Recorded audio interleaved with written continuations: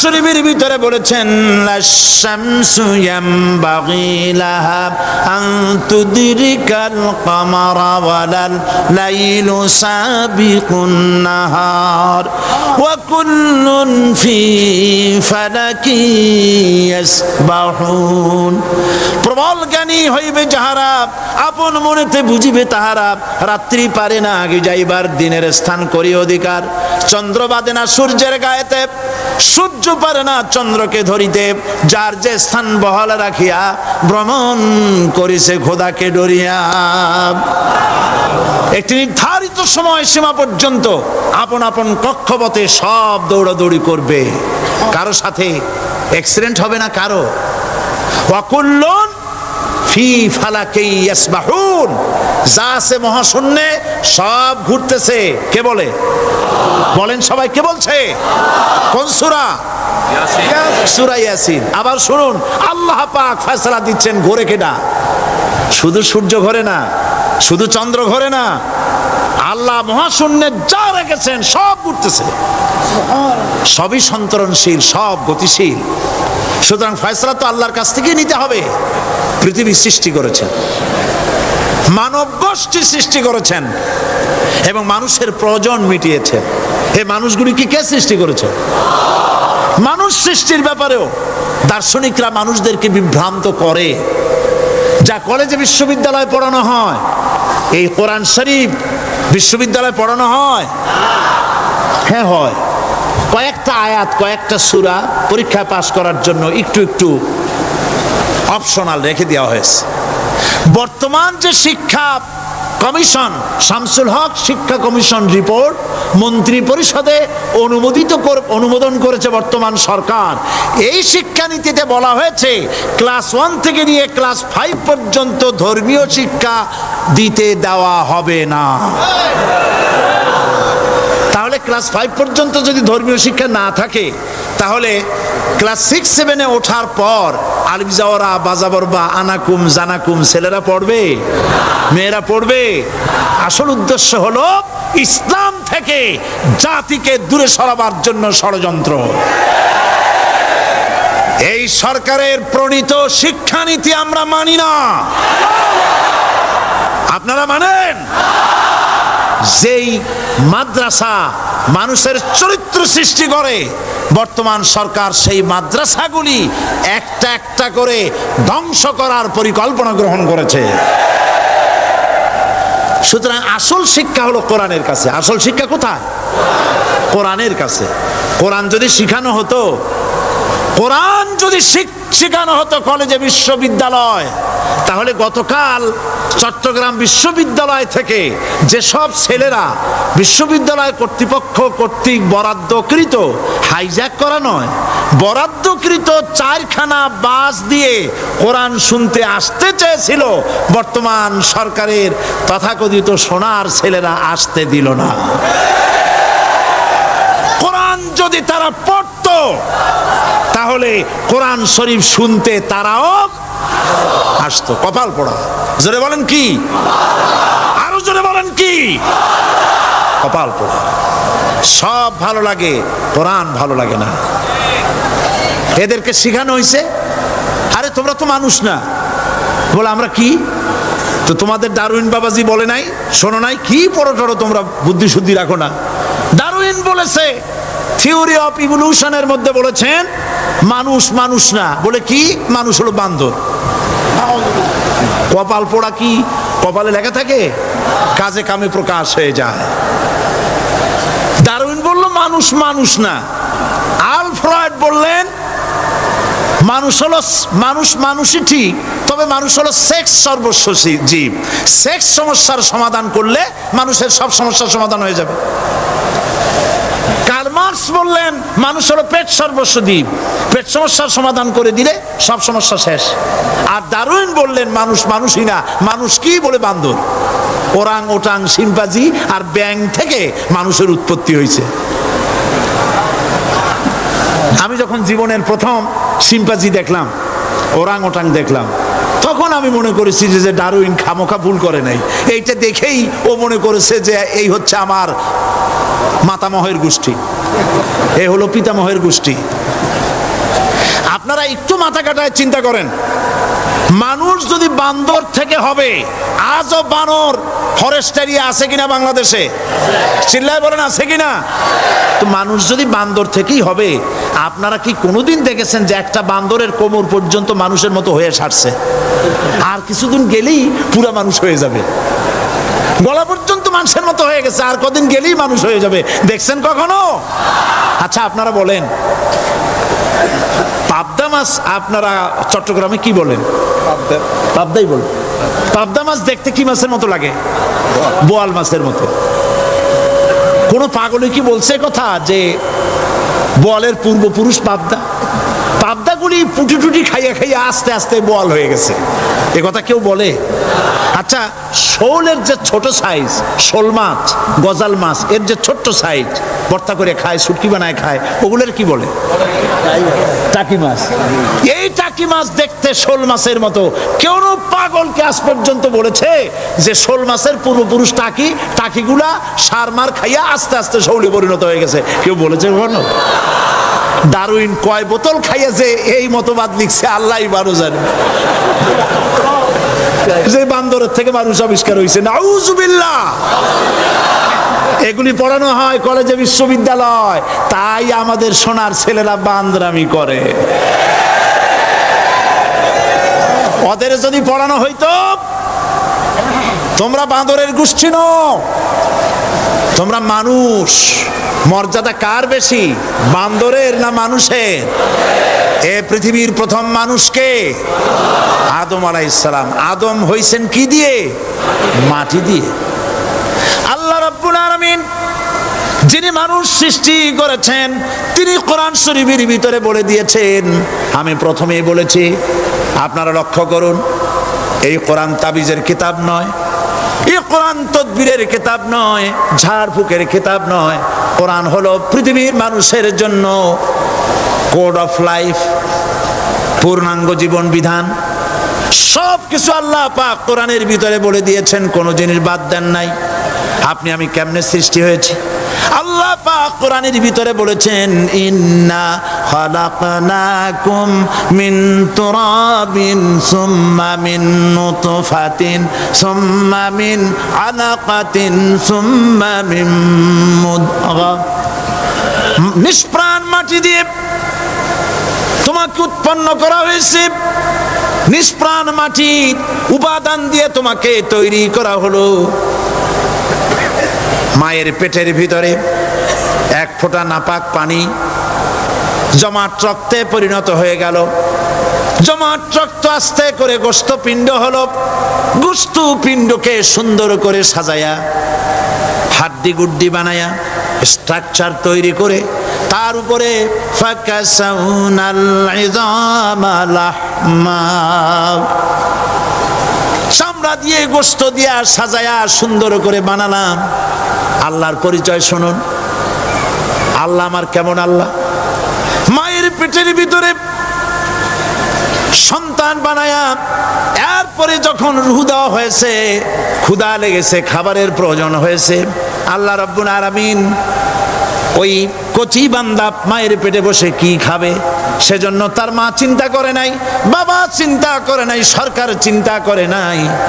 আল্লাহ রাব্বুল আলামিন মায়ের মাসিক অসুখকে বন্ধ করে দিয়ে সন্তানের নাভির সাথে আর মায়ের নাভির সাথে তার লাগায়া, পাইপ লাগায়া মায়ের মাসিক অসুখের রক্তগুলি দিয়ে সন্তানকে বড় বানালেন। মুখ দিয়া এই রক্ত পান করালেন না, মুখটাকে পবিত্র রেখে দিলেন যাতে করে পৃথিবীতে আসার পর ওই মুখ দিয়া আল্লাহ রাব্বুল আলামিনের জিকির করতে পারো। সন্তান মায়ের ভিতরে পেটের ভিতরে বড় হলো, আল্লাহ রাব্বুল আলামিন বলেন মাস দিন যখন পুরা হয়ে গেল, সুম্মা নুখরিজুকুম তিফলা, বাচ্চার আকারে পৃথিবীতে নিয়ে আসলাম। এখন খাবা কি? পৃথিবীতে যখন বাচ্চা এলো তখন তার পেটের সাথে যে সংযোগ ছিল মায়ের নাভির সাথে আর সন্তানের নাভির সাথে, সেই সংযোগ তার আর কি থাকলো? কি করা হলো? কেটে দেওয়া হলো। লক্ষ্য করুন, খাবারের জন্য একটি মাত্র পাইপ আল্লাহ লাগাইছিলেন, পৃথিবীতে সন্তান আসার সঙ্গে সঙ্গে পাইপটা কেটে দেওয়া হলো। এবার কি খাবে? আল্লাহ রাব্বুল আলামিন মায়ের বুক থেকে সন্তানের জন্য এবার সিঙ্গেল সিগন্যাল, তার জন্য সিঙ্গেল কোন লাইন যেটা ছিল কেটে দিয়া মায়ের বুক থেকে সন্তানের জন্য ডাবল লাইন আল্লাহ চালু করে দিলেন। এমন দুধ বানায় দিলেন যা শুধু খাবার নয়, শুধু ফুড ভ্যালু নয়, এই দুধের ভিতরে ক্যালসিয়াম, এর মধ্যে ভিটামিন, এর মধ্যে আয়রন, এর মধ্যে মেডিসিন। দুনিয়ার এই সন্তান ছিল ফি কারারিম মাকিন, সুরক্ষিত জায়গার ভিতরে ছিল, কোনো পলিউশন সেখানে যেতে পারতো না, রোগের জার্ম সেখানে যেতে পারতো না। দুনিয়ায় এলো দূষিত আবহাওয়ার ভিতরে, এই সন্তানকে এখনই অ্যান্টিবায়োটিক খাওয়ালে পরে অসুবিধা হবে। আল্লাহ রাব্বুল আলামিন মায়ের দুধের ভিতরে ঔষধ দিয়া রোগের প্রতিষেধক বানায়া দিলেন। এ হলো আমার আল্লাহ। এ আমার কে? আল্লাহ। জোরে বলেন আল্লাহ। আল্লাহ আল্লাহ রাব্বুল আলামিন মায়ের দুধ দিয়ে সন্তানকে বড় করলেন, আর শোনায় দিলেন খবরদার এই মায়ের সাথে, এই বাপের সাথে নাফরমানি করবি না। মা বাপের জন্য আমার কাছে দোয়া করবে, রব্বির হামহুমা কামা রাব্বায়ানি সগীরা। সবাই পড়েন আমার সাথে, রব্বির হামহুমা কামা রাব্বায়ানি সগীরা। আল্লাহ পাক শিখাই দিলেন বান্দারে আমার কাছে দোয়া করায়, আল্লাহ আমার মা বাপ আমাকে ছোটবেলায় যেভাবে স্নেহের কোলে লালন পালন করেছে, এইভাবে আমার মা বাপ তোমার রহমতের কোলে লালন পালন করো। মনে থাকবে ভাইরা? বলেন মনে থাকবে? প্রত্যেক নামাজের পরে মা বাবার জন্য দোয়া করবেন, বেঁচে থাকুক আর মরে যাক, দোয়া করবেনই। মনে থাকবে? রব্বির হামহুমা কামা রাব্বায়ানি সগীরা। আবার পড়েন, রব্বির হামহুমা কামা রাব্বায়ানি সগীরা। আল্লাহ পাক মায়ের মর্যাদা এত বাড়াইছেন, সাহাবী প্রশ্ন করেছে, ইয়া রাসূলুল্লাহ খেদমত করব কার? হুজুর বলেন তোমার মায়ের, তারপরে কার? তোমার মায়ের, তারপরে কার? তোমার মায়ের, তারপরে কার? তোমার পিতার। বাপের চাইতে মায়ের মর্যাদা আল্লাহ 3 গুণ বাড়াইয়া দিলেন, 3 গুণ বৃদ্ধি করে দিলেন। হাদিস শরীফে এসেছে, হযরত আবী হুরায়রা রাদিয়াল্লাহু তাআলা আনহু রাসূলের কাছে এসে রাতের বেলায় কাঁদতেছিলেন। হুজুর প্রশ্ন করলেন, আবু হুরায়রা কাঁদো কেন?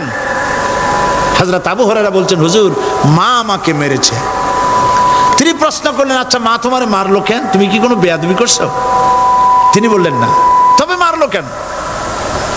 হযরত আবু হুরায়রা বলেন, ইয়া রাসূলুল্লাহ আপনার খেদমত থেকে বাড়ি ফিরতে আমার দেরি হয়ে গিয়েছিল।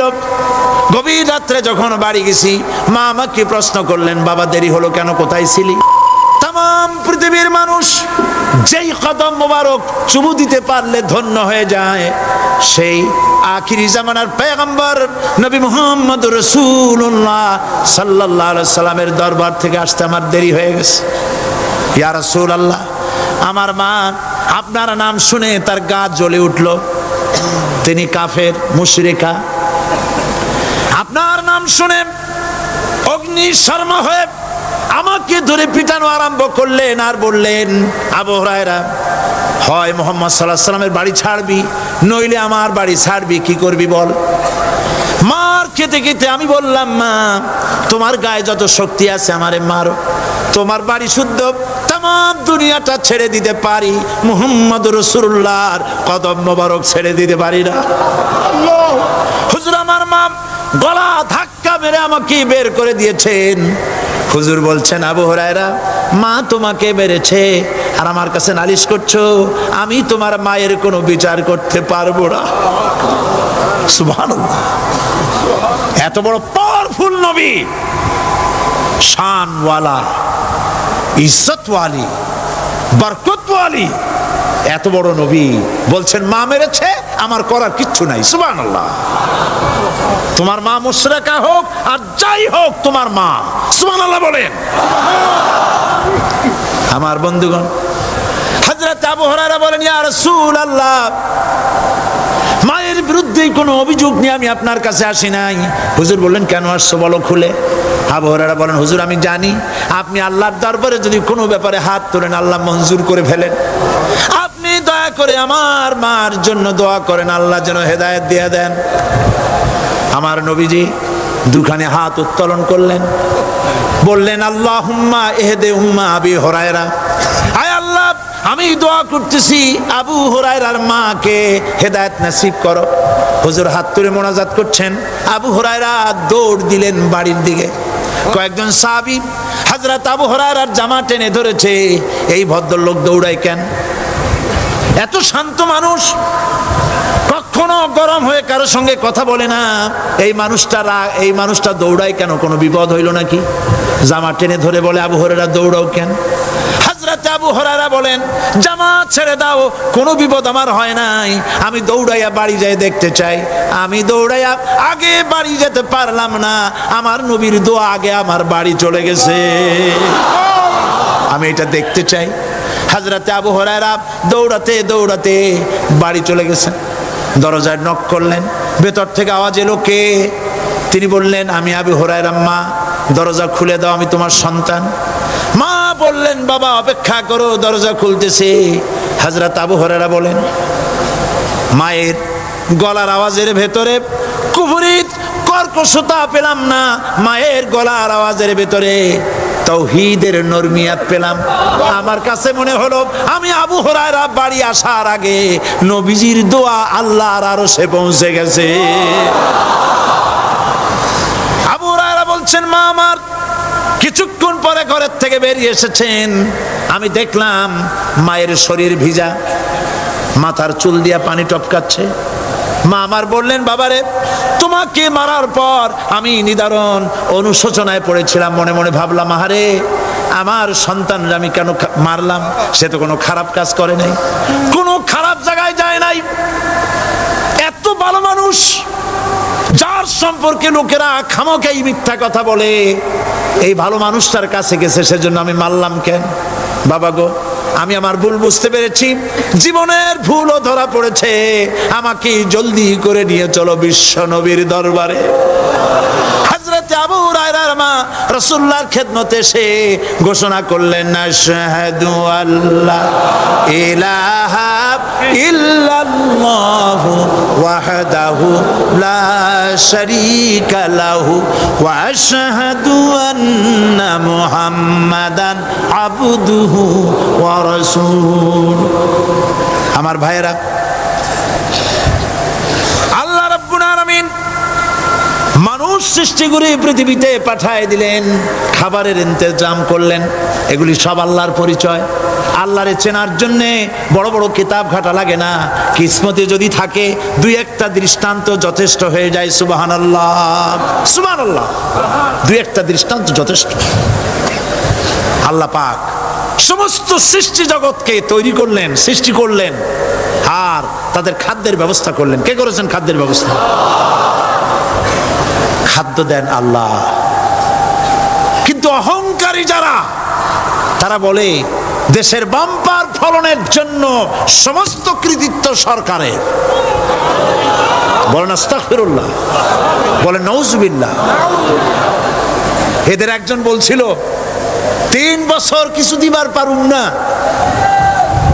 লোকেরা কয় আমরা না খাইয়ে থাকুম, আল্লাহ কয় আমিও দেহুম, কদ্দুর পারো না খাইয়ে থাকতে। ফসল কে দেন? জোরে বলেন, কে দেন? বাম্পার ফসলের ফলনের দাবি সরকার করতে পারে না, এটা কুফরি, এটা শিরক। জমিনের ফসল কে দেন? আকাশের বৃষ্টি কার? পানি কার? সার কার? সব আল্লাহ পাক। আল্লাহ পাক কোরআন শরীফে বলেছেন, লাইন শাকারতুম লাযীদান্নাকুম ওয়া লাইন কাফারতুম ইন্না আযাবি লাশাদীদ।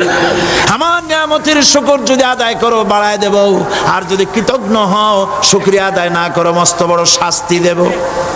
ফসল দেই আমি আর শুকরিয়া আদায় করো তোমার বাজানে, ঠিক কিনা? শুকরিয়া আদায় করে কার? বাজানে।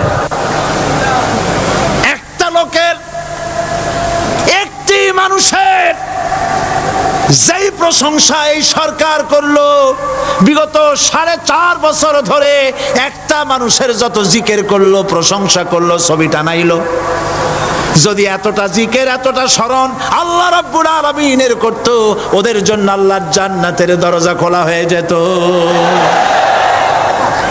প্রশংসা করবে কার? চিল্লায় বলুন, আল্লাহ পাকের প্রশংসা করো। খেতে দেওয়ার মালিক তিনি। আল্লাহ পাক বলছেন আল্লাহকে, তার পরিচয় আল্লাহ তুলে ধরেছেন, ওয়ামা মিন দাব্বাতিন ফিল আরদি ইল্লা আলাল্লাহি রিজকুহা। এই পৃথিবীর ভিতরে এমন কোন বিচরণশীল জীব নাই যার রিস্কের দায়িত্ব আমি আল্লাহ গ্রহণ করি নাই। সুবহানাল্লাহ বলবেন না? রিস্কের দায়িত্ব কার হাতে? আচ্ছা দেখুন তো, পৃথিবীর সমস্ত সরকারের কাছে বিভিন্ন মন্ত্রণালয় আছে না? খাদ্য মন্ত্রণালয় বলে কোনো মন্ত্রণালয় আছে কিনা? আছে। খালি কয় খামু আর খামু। খাদ্য মন্ত্রণালয় আছে, থাকার পরেও মানুষ না খাইয়া মরে, ঠিক কিনা? এবার একটু তাকান তো, জ্ঞানের চক্ষু দিয়া তাকান। ফরেস্ট এরিয়া বাঘ আছে কিনা? নাই। সিংহ আছে কিনা? গন্ডার আছে কিনা? হাতি আছে কিনা? বিশাল বিশাল প্রাণী আছে কিনা?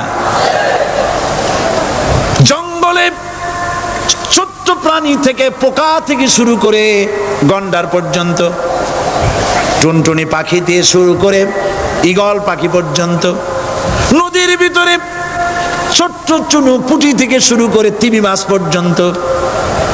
প্রাণী তত্ত্ববিদরা বলেছেন সমুদ্রের ভিতরে এমন এমন বড় বড় তিমি আছে যে একটা তিমির ওজন 5000 টন পর্যন্ত হয়ে যায়। 5000 টন তিমিটার ওজন। এর যখন বাচ্চা হয় তখন বাচ্চার দৈনিক দুধ লাগে 50 থেকে 60 মণ পর্যন্ত। কে ব্যবস্থা করে? রুহান মান ফেরেশতা। তো ওর মা যেমন বাচ্চা তো সেরকম হবে, ঠিক কিনা? কে দেয় খাবার?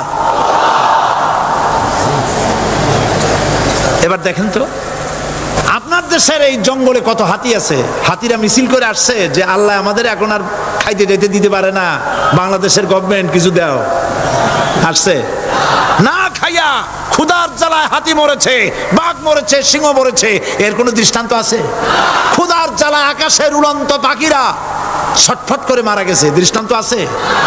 নদীর মাছেরা ক্ষুধার জ্বালায় ভেসে উঠেছে, না খাইয়া মরে গেছে, দৃষ্টান্ত আছে? মহান আল্লাহ রাব্বুল আলামিন কোরআন শরীফের ভিতরে বলেছেন অনেক প্রাণী এমন আছে যারা তাদের খাদ্যকে সঞ্চয় করে না, খাদ্যকে জমা করে না, আহরণ করে না। সকালবেলায় একটা খাবার খেলো, দুপুরে কি খাবে তার জানা নাই। শকুন পৃথিবীর মাটি থেকে 3 মাইল উপরে ওড়ে, তার চোখকে আল্লাহ পাক এত তীক্ষ্ণ বানিয়ে দিয়েছেন, এই চট্টগ্রামের কোথায় মরা গরু আছে 3 মাইল উপর দিয়ে দেখতে পায়? সুবহানাল্লাহ করতে ইচ্ছা করে না। এই প্রাণীগুলি খাবারগুলি কোনো গভর্নমেন্ট জোগাড় করে রাখে নাই। আল্লাহ পাক বলেন সবার খাবার আমি দেই। সকালবেলায় সমস্ত প্রাণীগুলি, মহাশূন্যে পাখি, পানির ভিতরে মৎস্যরাজি, জঙ্গলের ভিতরে হিংস্র প্রাণী, পোকামাকড় থেকে শুরু করে সবগুলো খালি পেটে সব বেরিয়ে যায়, কারো কোনো খাবারের মজুদ নাই। সন্ধ্যা হতে না হতে সমস্ত প্রাণীগুলির পেট ভরাইয়া আমি আবার যার যার ঘরে বেরায় দেই। ওয়ামা মিন দাব্বাতিন ফিল আরদি ইল্লা আলাল্লাহি রিজকুহা।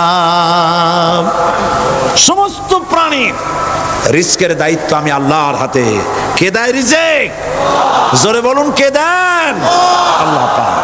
কি খাবেন সব আল্লাহ জোগাড় করে দিয়েছেন। তরি তরকারি জোগাড় করেছেন, মাছ জোগাড় করেছেন, চাউল দিয়েছেন, খাবার দিয়েছেন, গোশত দিয়েছেন, সব দিয়ে দিয়েছেন আল্লাহ রাব্বুল আলামিন। সমস্ত জিনিস দিয়ে মানুষকে আল্লাহ পাক তার জন্য আল্লাহ সব করেছেন। খালাকা লাকুম মা ফিল আরদি জামিআ। এই পৃথিবীতে যা তৈরি করেছে সব তোমার জন্য। এ হচ্ছে আমার আল্লাহ, এ হচ্ছে আমার কে? আল্লাহ। সে আল্লাহ পাক বলছেন, আল্লাহর পরিচয় তিনি স্রষ্টা, তিনি রিজেক দাতা। এবার আইনদাতা কে? আইনদাতা কে? আরো জোরে বলুন। আইনদাতা আল্লাহ হচ্ছে আল্লাহর পরিচয়। ইনিল হুকমু ইল্লা লিল্লাহ আলা লাহুল খালকু ওয়াল আমর। সৃষ্টি যার, আইন চলবে তার। আমার দেশে আল্লাহর আইন চলছে? আমাদের দেশের কল কারখানা, ক্ষেত খামার, অফিস আদালত আল্লাহর আইন অনুযায়ী চলে? চলে না। বরং আল্লাহর আইনকে মুছে ফেলার জন্য, নিজেদের আইন সৃষ্টি করার জন্য প্রচেষ্টা চালানো হচ্ছে। আল্লাহর আইন মানুষের জন্য সব থেকে বেশি উপযোগী, কারণ সৃষ্টি করেছেন কে? বলেন, কে করেছেন? আল্লাহ। প্রত্যেকটি মেশিন আপনি যা কিনবেন, রেডিও হোক, টিভি হোক, যে কোনো যন্ত্র হোক, গাড়ি হোক, তার সাথে একটা লিটারেচার, একটা বই তার সঙ্গে দিয়ে দেওয়া হয়। ওই বইয়ের মধ্যে লেখা থাকে এটা কিভাবে চালানো হবে, অপারেট করা হবে, তার সিস্টেম লেখা থাকে। আপনার ইচ্ছা মতো চালাইলে হবে না। এই মানব গোষ্ঠীকে সৃষ্টি করেছেন। এখন আপনি যদি আপনার আইন মতো চালান, তা কি চলবে? চলবে না। আপনি আপনার আইন মতো চালাচ্ছেন, ভালোভাবে চলতেছে? চলতেছে না। স্বরাষ্ট্রমন্ত্রী বলতেছেন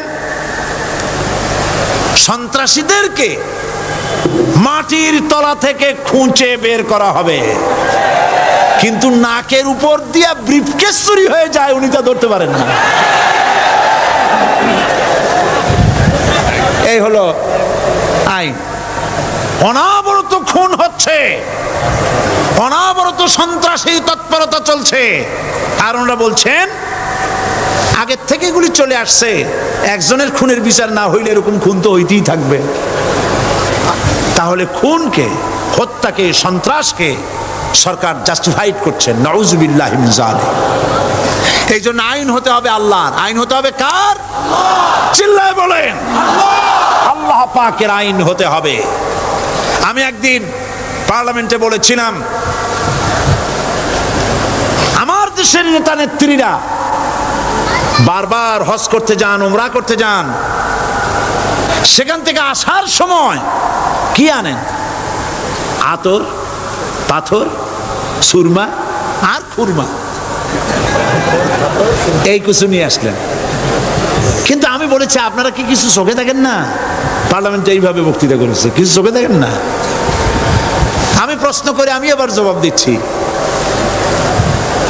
আপনারা যারা হজ করতে যান, উমরা করতে যান, হজের কথাই ধরি, এই হজ করতে যখন যান তখন মুজদালিফায় একটা রাত কাটাইতে হয়। সেটা কোন দিন? ইয়ৌমে আরাফার পরের দিন। এই মাঠে দালান কোঠা আছে, এখানে বেড়া আছে, শামিয়ানা আছে, পর্দা আছে, তাবু আছে, কিচ্ছু নাই। লক্ষ লক্ষ নারী আর পুরুষ পাশাপাশি শুয়ে থাকে, তাও সুবহানাল্লাহ কইতে ইচ্ছা করে না। সারা রাত জনে জনে পুলিশ পাহারাদার নাই। কিরকম মেয়ে এলো, চাঁদের সৌন্দর্য হার মানায় দিতে পারে এরকম সুন্দরী, এরকম সুন্দরী নারী, সুদর্শন পুরুষ পাশাপাশি রাস্তার ধারে মরুভূমির ভিতরে সারা রাত কাটাচ্ছে। ইয়ৌমে আরাফার পরের রাতটা, একটা রাত পুরা এভাবে চলতেছে বছরের পর বছর। শতাব্দীর পর শতাব্দী, সহস্রাব্দীর পরে সহস্রাব্দী। আমি প্রশ্ন করি, পৃথিবীর ইতিহাসে কেউ কি এমন কথা বলতে পেরেছে, লিখতে পেরেছে যে মুজদালিফার রাতে সেখান থেকে 10টা নারী হাইজ্যাক হয়েছে, 5টা নারী লাঞ্ছিত হয়েছে, বলতে পারবে? গভীর রাত্রে পুরুষ সঙ্গী ছাড়া সুন্দরী রমণী, যুবতী রমণী একাকিনী নিজের ঘর ছেড়ে আল্লাহর ঘরে তওয়াব করতে আসে। তওয়াব সেরে তাহাজ্জুদের নামাজ পড়ে আল্লাহর কাছে মোনাজাত করে একা একা হাজার হাজার লাখো পুরুষের ভিতর থেকে আপন ঘরে ফিরে যায়। কারো বাবার হিম্মত নাই একবার তাকায় সে তো রূপ উপভোগ করার জন্য আবার তাকায়, অথবা তার আঁচল ধরে টান মারে।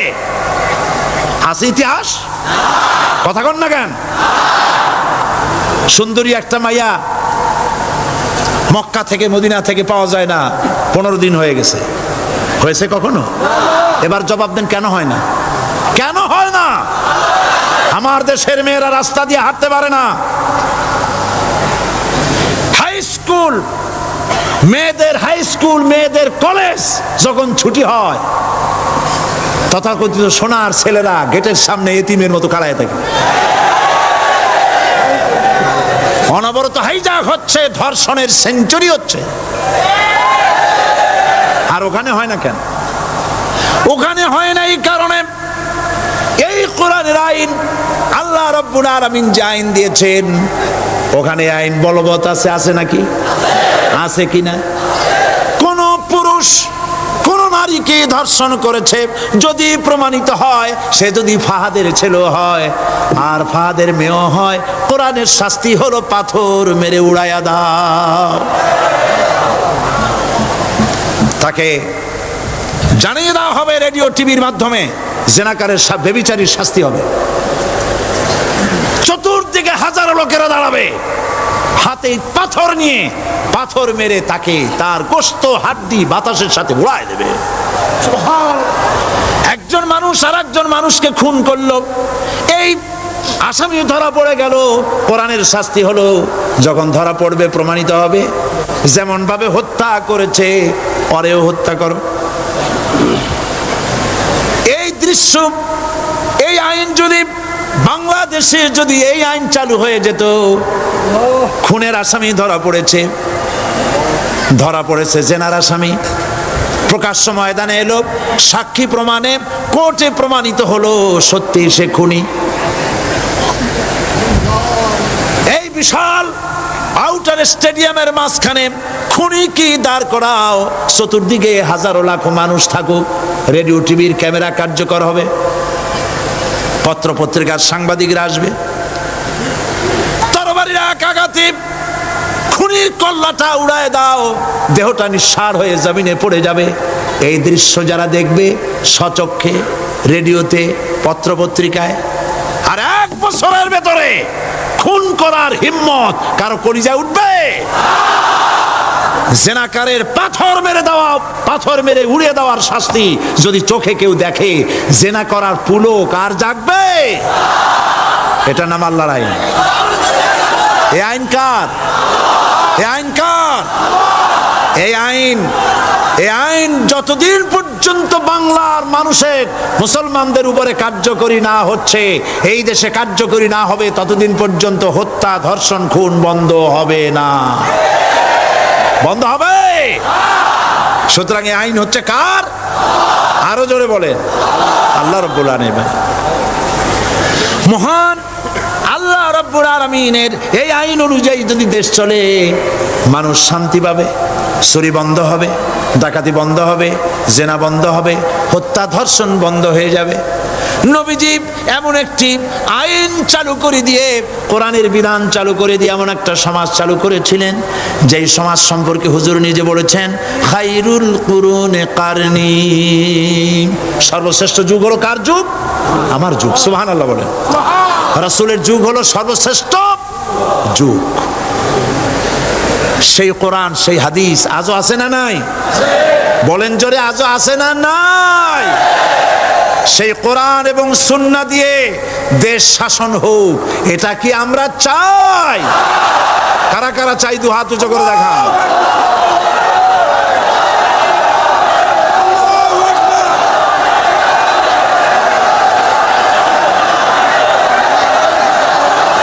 আরে ভাই, আপনারা দাঁড়ায় গেলেন কেন? বসেন বসেন। আমি তো একটা স্লোগান দিতে বললাম। হাত দেখতে চাইছি আমি, মাথা দেখতে চাই নাই। এই সুযোগে কোমরটা সোজা করে নিলেন। আচ্ছা বসেন, আর মহব্বতের সাথে জিকির করেন লা ইলাহা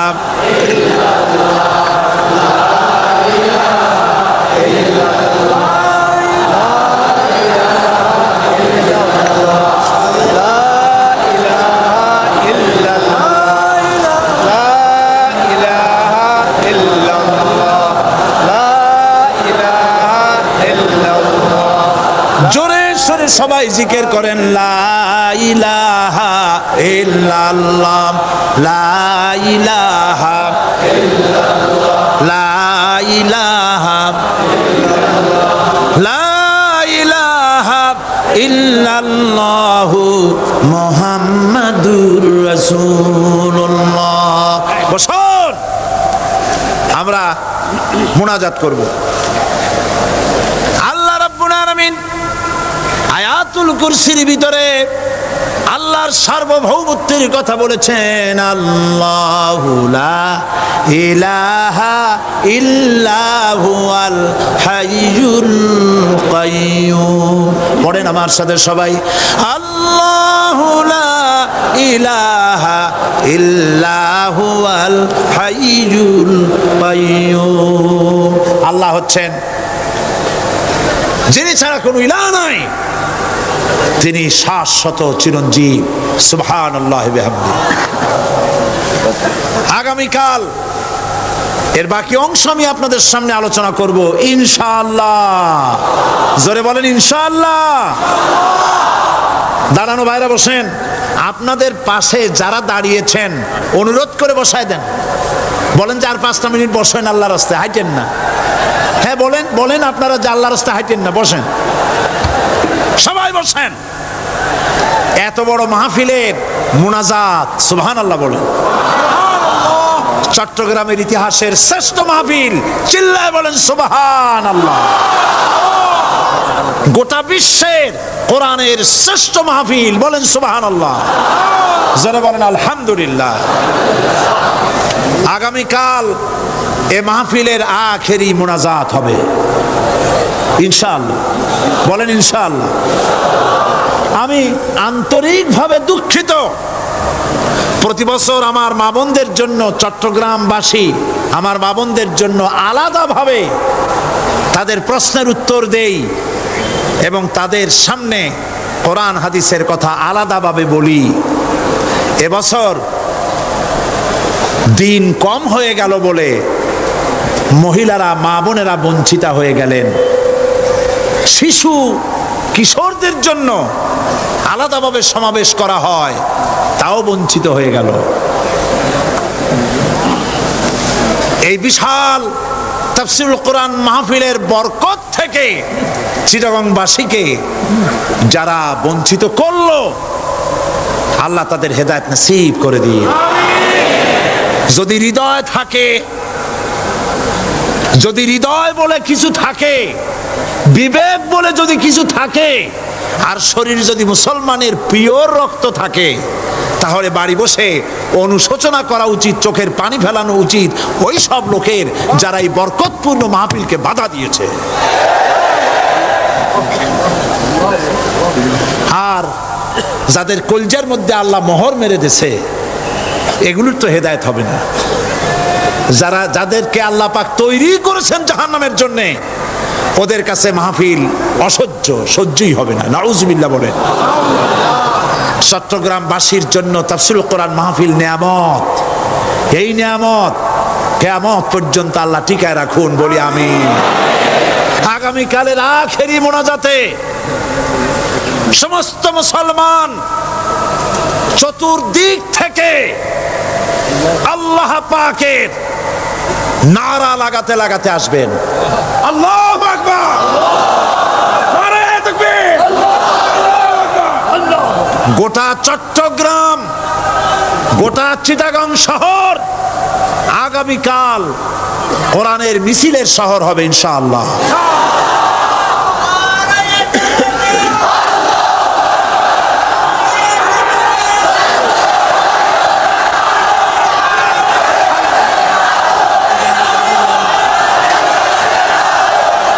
সকল ধন এবং সম্পদের মূল মালিক হচ্ছেন আল্লাহ পাক।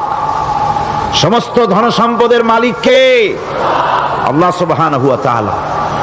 কোরআনে কারীম বলছে, লিল্লাহি মা ফিস সামাওয়াতি ওয়া মা ফিল আরদ। আকাশ এবং জমিনের ভিতরে যা কিছু আছে সব কিছুর মালিকানা কার? জোরে বলেন কার? আল্লাহ রাব্বুল আলামিন হচ্ছেন এর একচ্ছত্র মালিক। সুতরাং বান্দাদের কাছে কিছুদিনের জন্য এগুলিকে আমানত রাখা হয়েছে। আমাদের ঘর আছে, বাড়ি আছে, ব্যবসা আছে, বাণিজ্য আছে, জায়গা আছে, জমিন আছে, গরু আছে, বাছুর আছে, এই সবগুলি কিছুদিনের জন্য আমাদের কাছে কি রাখা হয়েছে? আমানত। আমানতের মাল আপনি আপনার ইচ্ছা মতো খরচ করতে পারবেন না। আমানতের মাল কি ইচ্ছা মতো খরচ করা যায়? যায় না। আমানতের মালকে খরচ করতে হলে মূল মালিকের ইচ্ছা অনুযায়ী খরচ করতে হবে। মূল মালিককে আল্লাহ রাব্বুল আলামিন বলছেন, ইন্নাল্লাহা ইশতারা মিনাল মুমিনিনা আনফুসাহুম ওয়া আমওয়ালাহুম বিআন্না লাহুমুল জান্নাহ। আমি আমার মুমিনের জান এবং মালকে খরিদ করে নিয়েছি, বিনিময় জান্নাত দিয়ে দিয়েছি। তোমার কাছে যে জান আছে, মাল আছে, এটা তোমার নয়, এটা আমার আমানত তোমার কাছে। সুতরাং এই আমানত খরচ করতে হবে মূল মালিকের ইচ্ছা অনুযায়ী। সমাজের এক শ্রেণীর লোক প্রচুর বিত্তের মালিক হবে, সমাজের এক শ্রেণীর লোক প্রচুর বিত্ত এবং সম্পদের মালিক হয়ে ভোগ বিলাসের আনন্দের স্রোতে ভেসে যেতে থাকবে, নিজেকে ভাসিয়ে দেবে। আর এক শ্রেণীর লোক অনাহারে অর্ধাহারে কষ্ট করবে। এ বিধান ইসলামের নয়। কেউ থাকবে 10 তলায় আর কেউ থাকবে গাছতলায়, কেউ খাবে পোলাও, কোরমা, বিরিয়ানি, আর কারো কিসমতে মরুচ পোলাও হবে না। এ বিধান আল্লাহর নয়। ইসলামের বিধান হচ্ছে এই যে আল্লাহ যে সব সম্পদ মানুষকে দান করেছেন, এই সম্পদের ভিতরে বিত্তহীনদের অধিকার রাখা হয়েছে। বিত্তহীন যারা গরিব, যাদের কিছু নাই, তারা আপনার করুণার পাত্র নয়। কি বলেন? তারা কি ধনীদের করুণার পাত্র? কোরআনে কারিমে আল্লাহ বলেন, ওয়াল্লাযীনা ফী আমওয়ালিহিম হাক্কুন লিস-সাইলি ওয়াল মাহরুম। ধনীদের সম্পদের ভেতরে গরিবদের, বিত্তহীনদের অধিকার রয়েছে। সে অধিকার আদায় করে দাও। দান করা এমনি দিয়ে দাও এক জিনিস, গরিবদেরকে, বিত্তহীনদেরকে ইসলাম করুণার পাত্র বানায় নাই, বলেছে অধিকার। অধিকারটা বড় মজবুত কথা, এই কথার লোড আছে, ওয়েট আছে। আপনার আমার সম্পদের, অর্থাৎ যাদের বিত্ত আছে, বিত্ত সম্পদওয়ালা সম্পদশালী লোকেদের সম্পদের ভেতরে গরিবদের অধিকার রয়ে গেছে। সে অধিকার আদায় করতে হবে। ইসলাম সকল মানুষের দারিদ্র্য দূর করে বেঁচে থাকার মৌলিক অধিকার প্রতিষ্ঠিত করেছে।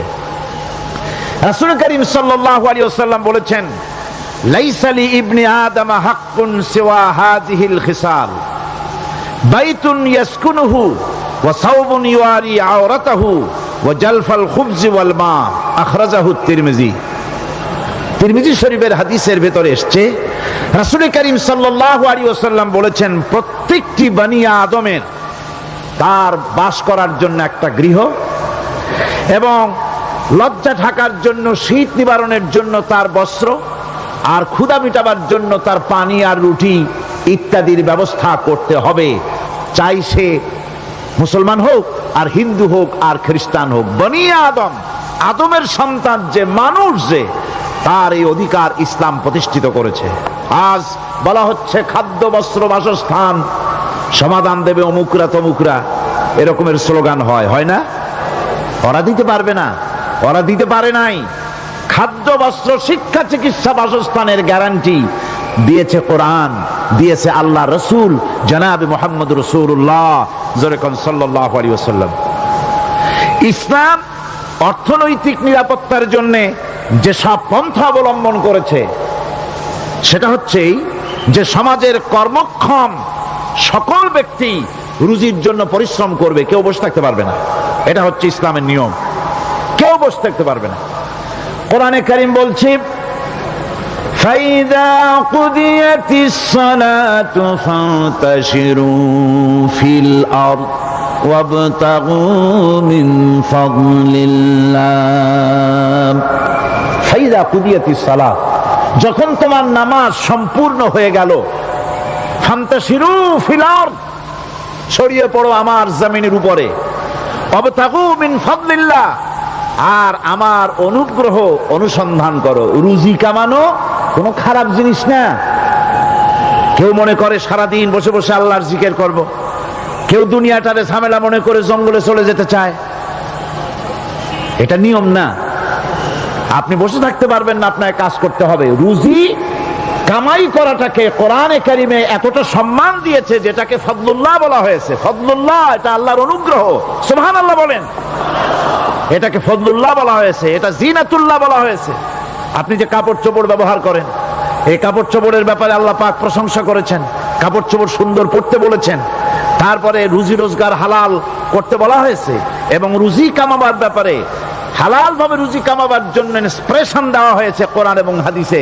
রাসূল করিম সাল্লাল্লাহু আলাইহি ওয়াসাল্লাম বলেছেন আল কাসিবু হাবিবুল্লাহ, সহস্তে যে উপার্জন করে সে আল্লাহর বন্ধু। যে ব্যক্তি ঠেলা গাড়ি চালায়, কুলি মজুর রিকশা চালায়, নিন্দা নাই, তাকে নিন্দা করা যাবে না। রিকশাওয়ালাও একটা গুরুত্বপূর্ণ দায়িত্ব পালন করছে। কুমার, কামার, তাঁতি, জেলে, ধোপা, নাপিত সবাই কাজ করছে। প্রত্যেক কাজের সম্মান ইসলাম দেয়, সুবহানাল্লাহ কোন।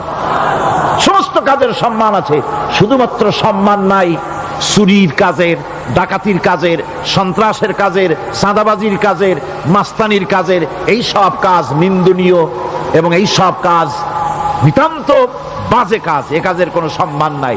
সম্মান হচ্ছে নিজের হাতে কামাই করে সারা দিনে এক মুঠো খাবারও যদি খান, আপনার খাবারের চাইতে হালাল খাবার কারো হতে পারে না। আল্লাহর বন্ধু সোজা কথা না। আল কাসিবু হাবিবুল্লাহ, সহস্ত উপার্জনের এত বরকত। সেজন্য অর্থনৈতিক নিরাপত্তার জন্য সমাজের প্রত্যেকটি কর্মক্ষম লোককে কাজ করতে হবে। কি করতে হবে? নামাজ পড়া হয়ে গেছে, এখন আর বসে থাকা চলবে না, নেমে পড়ুন কাজের জন্যে, আল্লাহর অনুগ্রহ অনুসন্ধান করুন। এরপরে আল্লাহ পাক বলছেন আমার অনুগ্রহ রুজি কামাও, আর রুজি কামাবার সময় ওয়াজকুরুল্লাহ যিকরান কাসীরা লাআল্লাকুম তুফলিহুন। আর জিকির করবা আমার বেশি, আমার জিকির করবা। বলা হচ্ছে রুজি অনুসন্ধান করো, আর বলা হচ্ছে আমার জিকির করো। তো জিকির আর রুজি সন্ধানের ভিতরে সামঞ্জস্য কি? সামঞ্জস্যটা হচ্ছে এই যে আপনি যখন উযকুরুল্লাহ কাসীরান, আপনাকে বেশি করে জিকির করতে হবে। জিকির মানে কি? স্মরণ করা। জিকির মানে কি? স্মরণ করা। আল্লাহকে স্মরণ করেন। রুজি যখন কামাতে যাবেন স্মরণ করবেন কারে? চিল্লায় কোন কারে? আপনি রুজি কামাবার জন্য চাকরি করতেছেন, অফিসে বসে যদি আল্লাহ রাব্বুল আলামিন আপনার স্মরণে থাকে, তাহলে ঘুষ খাওয়া আপনার জন্য সম্ভব হবে না। কথা ঠিক কিনা? আল্লাহ পাক বলছেন রুজি কামাবার জন্য তুমি যে পরিশ্রম করবে, ওই পরিশ্রমের সময় বেশি বেশি জিকির করো, আমারে স্মরণ রাখো। অফিসে বসে যখন তুমি কাজ করবে, আমি যদি স্মরণে থাকি, তাহলে তুমি ঘুষ খাইতে পারবে না। তুমি জমিন চাষ করবে, জমিন চাষ করার সময় আমি যদি তোমার স্মরণে থাকি, জমিনের আইল ঠেলা তোমার পক্ষে সম্ভব হবে না। যত রকমের রুজির রোজগারের পথ আছে আমাকে স্মরণ করো, খারাপ পথ থেকে বাঁচো, হালাল ভাবে রুজি কামাও, হালাল রুজির ভিতরে আল্লাহ রব্বুল আলামিন বরকত দিয়ে দিবেন। আর কাজ করার জন্য বলা হয়েছে, রাসূল করিম সাল্লাল্লাহু আলাইহি ওয়াসাল্লাম বলেছেন, ইজা সাল্লাইতুমুল ফাজরা ফালা তানুমু আন তালবি আরযাকুকুম। ফজরের নামাজ পড়া হয়ে গেছে, ঘুমায়ও না। আমাদের একটা আম অভ্যাস হয়ে গেছে ফজরের নামাজ পড়ে ঘুমানো। হাদিস শরীফে বলা হচ্ছে ফজরের নামাজ পড়া হয়ে গেছে, ঘুমায়ও না, রুজি তালাশ করো, রিজিক তালাশ করো, নিজের সাহায্য করো, অন্যকে সাহায্য করো, নিজের সংসারের জন্য কাজ করো, অন্যের জন্যও করো। হালাল ভাবে রুজি কামাই করে বউকে একটা ব্লাউজ কিনে দিয়েছেন, একটা শাড়ি কিনে দিয়েছেন, বাচ্চাকে ক্লাসের বই কিনে দিয়েছেন, বাজার থেকে মাছ তরিতরকারি কিনেছেন। অক্ষম ব্যক্তিদেরকে সহযোগিতা করবে, যারা নাকি উপার্জন করতে পারে না ওই জাতীয় লোকদেরকে তারা সহযোগিতা করবে। ওয়াকফুলু গানিয়ুহুম ফাকিরাহুম, সেই সমাজের যারা নাকি সামর্থ্যবান তারা রোজগার করবে এবং গরিবদেরকে সহযোগিতা করবে। আল্লাহর নবী বলেছেন, সে ব্যক্তি মুমিন নয়, সে ব্যক্তি মুমিন নয়, সেই ব্যক্তি মুমিন নয়। সাহাবায়ে কিরাম হতচকিত হয়ে উঠলেন, প্রশ্ন করলেন, নবীজি কোন ব্যক্তি মুমিন নয়? আল্লাহর নবী বলেন, যেই ব্যক্তি পেট পুরে আরাম করে ঘুমায় গেল এ কথা জানার পর যে তার প্রতিবেশী না খেয়ে শুয়ে আছে, ক্ষুধার যন্ত্রণায় কাতরাচ্ছে, এ কথা জানার পরে যেই মুসলমান ব্যক্তি আরাম করে পেট ভরে খেয়ে ঘুমায় সে কখনো মুমিনের দাবি করতে পারে না, মুমিন হতে পারে না। কত বড় কথা! ইসলাম মানুষকে তাগিদ করেছে তার প্রতিবেশীর উপরে লক্ষ্য রাখার জন্য, তার প্রতিবেশীকে লক্ষ্য রাখার জন্য, গরিব মানুষের প্রতি লক্ষ্য রাখার জন্য। রাসূল করিম সাল্লাল্লাহু আলাইহি ওয়াসাল্লাম বলছেন, আইয়ু রাজুলিন মাতা দিয়ান বাইনা আগনিয়ায় ফাকাদ বারিয়াত মিনহুম জিম্মাতুল্লাহি ওয়া রাসূলি। আল্লাহর নবী বলেন, কোন ধনী ব্যক্তিদের মাঝে কোন গরিব প্রতিবেশী যদি না খেয়ে মারা যায় তাহলে ওই এলাকার বিত্তশালী লোকদের সাথে আল্লাহর সমস্ত সম্পর্ক, রসুলের সব সম্পর্ক ছিন্ন হয়ে যায়। কে বলতে পেরেছে এত বড় কথা? মানুষের অর্থনৈতিক নিরাপত্তার জন্য কত বড় কথা বলেছে ইসলাম, বলেছে বিশ্বনবী জনাবে মুহাম্মদ রাসূলুল্লাহ সাল্লাল্লাহু আলাইহি ওয়াসাল্লাম। আল্লাহ রাব্বুল আলামিন বলেন, ধনীদের হাতে যেন সম্পদগুলি পুঞ্জীভূত হয়ে না যায়, কাইলা ইয়াকুনা দুলাতাম বাইনাল আগনিয়াই মিনকুম, তোমাদের ধনীদের হাতে যেন সম্পদগুলি, সমাজের সম্পদগুলি যেন পুঞ্জীভূত না হয়, সেগুলি বরং ছড়িয়ে আস্তে করে যেন সমস্ত গরিব যেন সাধারণের কাছে যেতে পারে সে ব্যবস্থা করতে হবে। যাকাত প্রদানের মাধ্যমে ধনীদের কাছ থেকে নিয়ে গরিবদেরকে দিয়ে দিতে হবে। আর বুখারী শরীফের সারা ফাথুল বারীতে হাফেজ ইবনে হাজার আসকালানী রাহিমাহুল্লাহ তিনি বলেছেন, যাকাত যদি ধনীরা না দেয়, যদি কেউ দিতে বাধা দেয়, ফামানিমতানা উখিযাত বিহি কাহরাম, যদি যাকাত না দেয় জবরদস্তি করে যাকাত আদায় করে নিবে গভর্নমেন্ট, যাকাত দিতেই হবে। মুনকিরিনে যাকাত, যারা যাকাত দিতে অস্বীকার করেছিল, হযরতে সিদ্দিক আকবর, হযরতে আবু বকর সিদ্দিক রাদিয়াল্লাহু তাআলা আনহু, তিনি তাদের সম্পর্কে বলেছিলেন, ওয়াল্লাহি লাউ কাতিলান্না মান ফাররাকা বাইনাস সালাতি ওয়াজ যাকাত, অবশ্যই আমি ওই সম্প্রদায়ের লোকের বিরুদ্ধে যুদ্ধ ঘোষণা করব যারা নামাজ আর যাকাতের মধ্যে পার্থক্য সূচিত করবে, যারা নামাজ তো পড়বে কিন্তু যাকাত দিবে না সরকারের কাছে, যাকাত আদায় করবে না, তাদের বিরুদ্ধে যুদ্ধ ঘোষণা করব। ইসলামী সরকার যদি প্রতিষ্ঠিত হয় তাহলে এই যাকাত আদায় করা হবে। যাকাত কেউ নিয়ে বসে থাকতে পারবে না, যাকাত আদায় করা হবে। আমাদের দেশে নিয়ম মাফিক যদি যাকাত আদায় করা হতো, এই দেশ যদি ইসলামী গভর্নমেন্ট হতো, আল্লাহ যেন দয়া করে দেন, কন্যা আমিন। আল্লাহ পাক যদি দয়া করে দেশটার ইসলামী রাষ্ট্র বানায় দেন, তাহলে যাকাত তো আদায় করে নেওয়া হবে, যাকাত দিতে আপনি বাধ্য, গরিব মানুষ থাকবে না। এখনো বাংলাদেশে নিয়ম মাফিক যদি যাকাত আদায় করা হয়, নিয়ম মাফিক মানে সোনার যাকাত, রূপার যাকাত, নগদ ক্যাশের যাকাত, ফসলের ওষুধ সঠিকভাবে যদি আদায় করা হয়, তো একেবারে কম করে হলেও 1000 কোটি টাকা যাকাতের টাকা কালেকশন হতে পারে। এটা কি কম কথা? 1000 কোটি টাকা, এই টাকা আদায় করা হচ্ছে না। এই টাকা আদায় না করার কারণে যে শূন্যতার সৃষ্টি হচ্ছে, এই ভ্যাকুয়ামকে পূর্ণ করার জন্য এগিয়ে এসেছে 7 সমুদ্র 13 নদীর উপর থেকে এনজিওরা।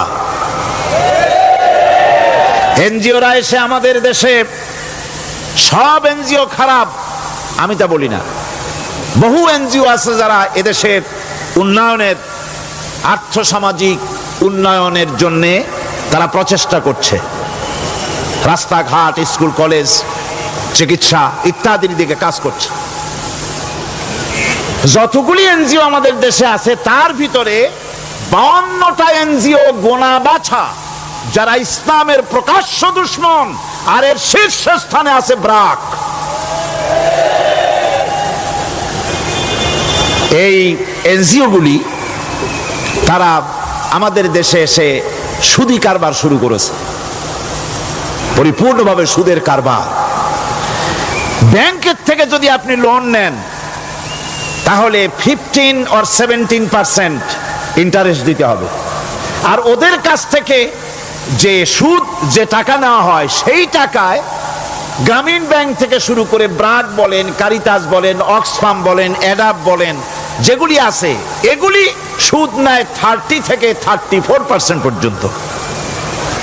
গোটা জাতিকে গ্রাম পর্যায়ে তারা সুদের নিবিড় চাষ করতেছে, ঘরে ঘরে সুদ পৌঁছে দিয়েছে, মুসলমান নারীদেরকে বেহুরমতি করেছে, ইসলামের ঐতিহ্য ধ্বংস করতেছে, নারীদেরকে বিপর্দা করতেছে, আমার দেশের ফ্যামিলি স্ট্রাকচারকে এনজিওরা ধ্বংস করে দিচ্ছে।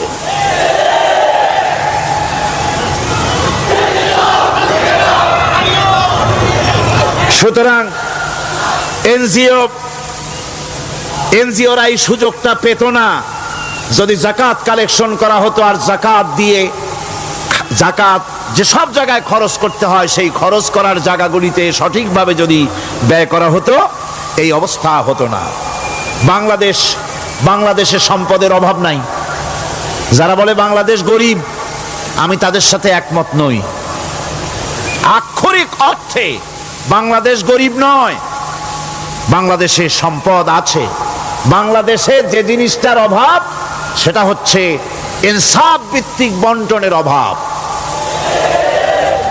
এখানে কেউ তো 1000 বিঘা জমির মালিক, বিঘা বোঝেন না কি কন আপনারা?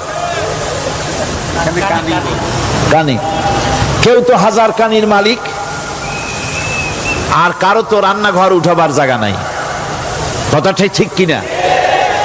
কেউ তো শত শত কোটি টাকা, কত কোটি টাকা যে আছে তা হিসাব করে মাসখানেক লাগবে, গুনিয়া খুলাইতে পারবে না। আর কারো তো একটা ট্যাবলেট কেনার পয়সা নাই। সুতরাং আমার দেশে যেভাবে গরিব বলা হয়, আক্ষরিক অর্থে ওইভাবে আমার দেশ গরিব নয়। আমাদের দেশে সম্পদ আছে, বহুত জমি অনাবাদি ফেলে রাখা হয়েছে। রাসূল করিম সাল্লাল্লাহু আলাইহি ওয়াসাল্লাম বলেছেন, সেই ব্যক্তির জমিন রাখার অধিকার নাই যে ব্যক্তি তা চাষের আওতায় না আনে। আছে না বহুত জমি পড়িয়া? আবাদযোগ্য জমি আমাদের দেশে আছে যা, তার 2,40,00,000 একর। আমাদের ভূমি সম্পদ রয়েছে, বনজ সম্পদ যা আছে সেটা হচ্ছে 32,53,860 একর জুড়ে বিরাট বনজ সম্পদ আমাদের আছে। ভূমি সম্পদ আছে, বনজ সম্পদ আছে।